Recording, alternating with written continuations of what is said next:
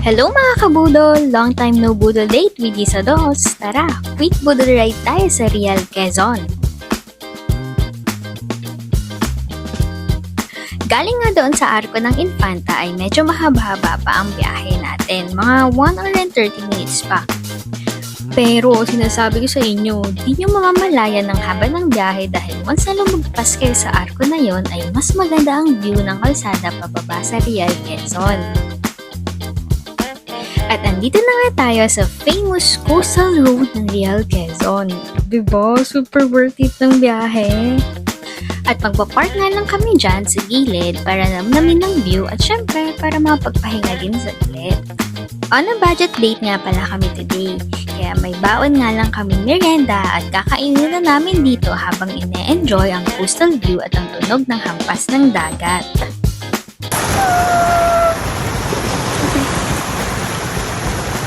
Nandito tayo sa Real Quezon! Malayo, pero sila. Nakaka-relax. Ito ang kanilang coastal road.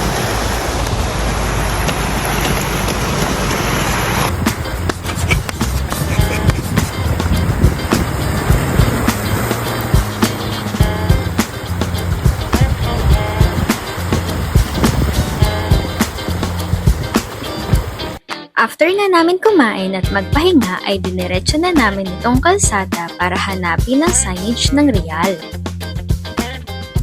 Paakyat nga pala ang daan papunta roon at aabutin kayo ng mga 15 minutes papunta dito. Hi! Real achieve! Yes, with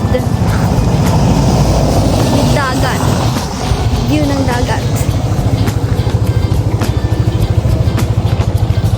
Pag-akyat nyo sa coastal road, merong ito, arko ng signage ng Real and Roxy.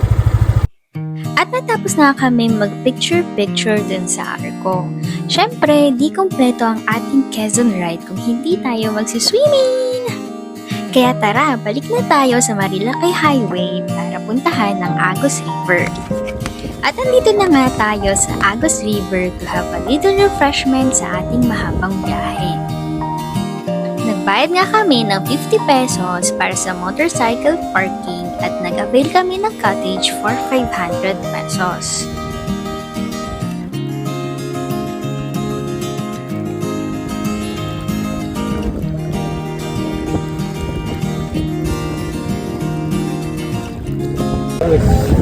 The river. It's Agosing. The Agos. The Agos River is River. Agosing.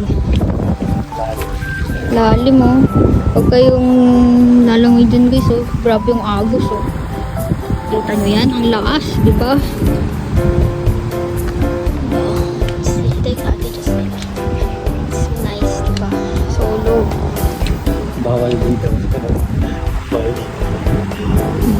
Talagang dun oh. Bawal dito. Dito solo. Naligo nga lang kami sa mababaw na part at tamang tampisaw lang dito sa floating cottage. Katatapos nga lang ng ulan kaya malakas ang agos ng tubig dito. Huwag nyo nang tangkain pang makipaglaro sa tubig pag ganito ang agos dahil mahirap labanan ng current nito. Stay safe and enjoy the view of river na lang.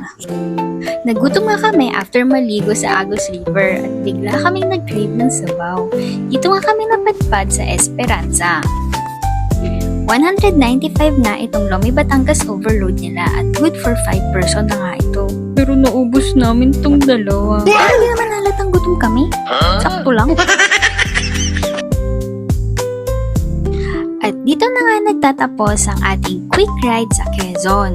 Tamang recharge lang from nature trip and grind ulit para may panggala. See you on our next poodle guys! Adios!